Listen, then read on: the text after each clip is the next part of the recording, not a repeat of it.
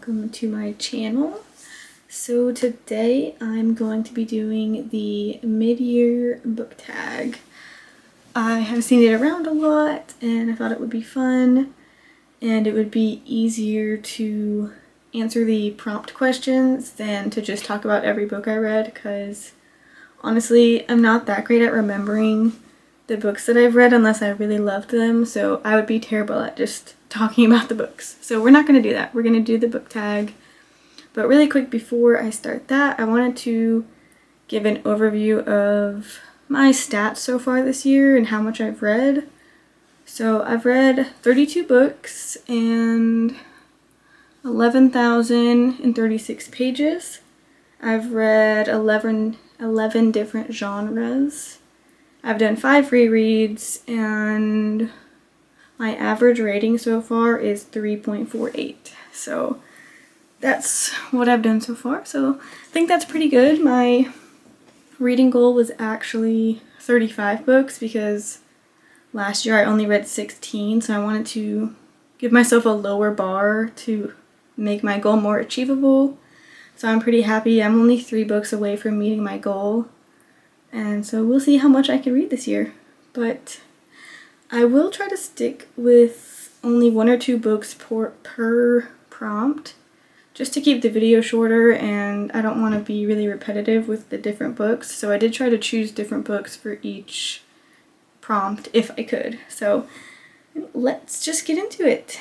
The first prompt is the best book that you've read in 2023 so far. So I kind of just chose a series that I really loved, and that was the Scholomance series by Naomi Novik. I just loved this series the moment I picked it up. It's got dark academia vibes. I loved the main character, Elle. She was super sarcastic, kind of like just so true to herself the entire time, and a little bit not mean, but she was just so straight to the point. And I might talk about her a little bit later, but the books overall are based in this school called the Scholomance, and it's basically like a high school. So from freshman year to senior year, they're in the school the entire time. They don't get to leave, they don't get to talk to their family, and it's basically like a fight to survive the school. And they all have magic. The magic is based on mostly spells or like building artifacts, and there's like different types of almost like specialties that people have, things that they're more well versed at in the magic world than others. But I just loved the books from the start. They just felt different to me, and then I also loved that they actually were kind of hard to read. Like, I had to focus when I was reading these books in order to make sure I understood the magic and the magic system and like the world building. And even though the books are mostly set in the same setting, the school, the entire time, it was interesting the entire time despite that. So those were a really great read, and I am looking forward to actually rereading them in the future. But best sequel I've read so far, I've only read 2 series so far, so I didn't really have a lot of choices. The other series I read was Dance of Thieves. I don't have the second book, which is Vow of Thieves, but that is my response to this. It's a fantasy. I don't want to give anything away for the sequel, but it was just filled with everything that you could want. There was romance, action, politics, like family issues, and of course like super badass women characters, which is always amazing, and I love to see that in like any fantasy book. I just remember like my heart was constantly beating so fast, wondering what the heck was happening, and I was so worried for some of the characters during some parts. And just, yeah, definitely the sequel to in that series, because it's just a duology. The second book was definitely my favorite compared to the first book. I would highly recommend that series. But next prompt, or question number 3, new releases that you haven't read but want to. So honestly, I'm gonna be pretty basic here. You guys have probably seen these books like everywhere, but Two new releases that I am looking forward to reading is Fourth Wing by Rebecca Yarros and Happy Place by Emily Henry. I love Emily Henry. I especially loved Beach Read, but I also read Book Lovers, People We Meet on Vacation, and is that it? Okay, I guess that's it. I read those, and Beach Read's my favorite so far, and I'm hoping that Happy Place is going to be up there in that range for that one. But I'm not going to say anything else because these books are everywhere, so y'all probably have seen enough about those. Okay, question number 4. Most anticipated release for the second half of the year. So I read One Dark Window this year, and I loved it. And the second book, Two Twisted Crowns, comes out the second half of this year. I don't remember what day, but I didn't even know that this book was going to be a series. I thought it was a fantasy standalone, which is why I had picked it up, because it's kind of nice to read standalones sometimes. And when I got to the end of this book and it left off on like a crazy cliffhanger, I was honestly so pissed. Because I loved the book and I was like, great, now I actually have to wait for a book to come out, versus like a lot of times series I read are already finished, so I can just read it back to back. And the fact that I had to wait this time was terrible. So I'm very excited to read the second book in that series. The other anticipated release I have is called Hello Stranger by Catherine Center. I read a book by her for the first time this year and I completely loved it. I just randomly saw one day that she had a new release called Hello Stranger, and I was like, I have to buy this and possibly more books by her. So I'm also excited for that one. Question number 5. Biggest disappointment. So I had 2, unfortunately. The first one I'll talk about is Wicked Saints. I had high hopes for this book, and it definitely let me down. I actually originally rated this 3 stars, and I have been debating actually bringing it down to 2, but I'm not sure really. I'm not going to talk much about this one because I talked about it in a previous vlog, but it really just, I was excited and I kind of liked it while I was reading it at the beginning, but then it really just fell flat at the end, and then I couldn't even get into the rest of the series. So super disappointed and not planning on finishing that series either, so kind of sucks, but yeah. And the next disappointment, and please don't come at me for this guys, is Ugly Love by Colleen Hoover. I have not read that many Colleen Hoover books. I read Verity, which I devoured and loved. And then I read It Ends With Us, and I was also disappointed in that, and saw the reviews for the second book in that series, and I haven't read it yet. But this book was a big letdown. Like, honestly, from the start of reading it, I knew I wasn't gonna like it, but I wanted to just finish it. And I didn't like it. The plot was boring, nothing happened, the main character I feel like she just let people walk all over her, and I just didn't like it. And the writing I thought was not that good either. So honestly, after reading that book, I would be okay with never reading a Colleen Hoover book again. So that's kind of how I feel right now about her, which is sad, but you know, maybe I'll change my mind or try something again in the future. But yeah, there's that. Biggest surprise.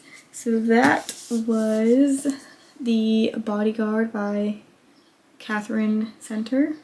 So I actually almost unhauled this book because I have had this, okay, not that long. So this is a book of the month from July of 2022. And when I was unhauling books, I debated putting this one in the pile. But for some reason, I didn't. I don't really know why. And I read this book in one sitting in under 3 hours. and I loved like every minute of it. And honestly, like I don't really even know exactly why, because when I think back on it, like some of the parts of the book were kind of cheesy, and like the side characters and weren't that like developed or that great. But I loved the two main characters and their relationship and like how that just like flowed throughout the plot. And then it was like some fake dating, which is always great, and pretty much like forced proximity kind of. But yeah, the book, I'm not really telling you guys what the books are about, so I'm sorry if that's what you want, but I don't want this video to get too long, so I'm just gonna kind of give my thoughts. Moving on to whatever question this is, because I can't remember now. Favorite new author, so Catherine Center. I'm excited to see what she has to offer. Naomi Novik, which is the author of the Scholomance trilogy that I just talked about. And then lastly, haven't talked about any of his books yet, but TJ Klune. Just love the way he writes and his style. I think it's so hilarious, and just like I feel like it matches my personality so well, like it matches my humor. Next question, my new favorite character. This is like a kind of weird answer, but I'm currently reading In the Lives of Puppets, which is basically about robots. Most of the characters are robots. There is one robot.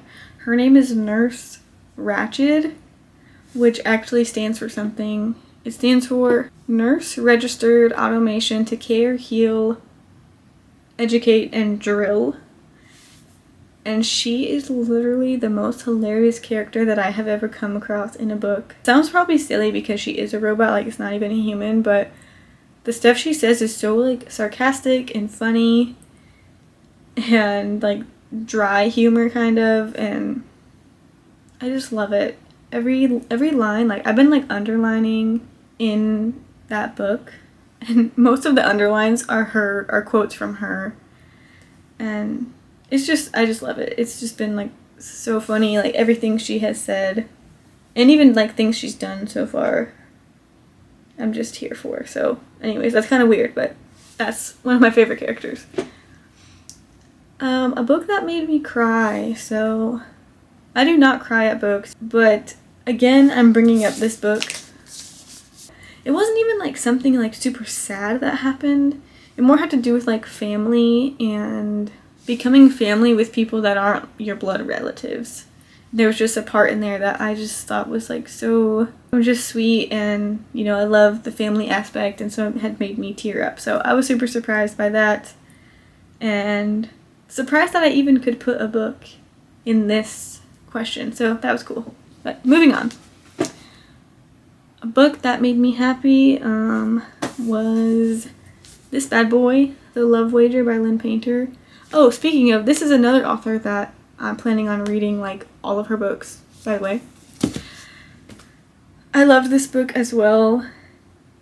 I'm not going to talk a lot about it because again, I talked a lot about it in a vlog already, but this book made me laugh, it made me smile, it made me happy. It was just a great, easy, like feel-good read.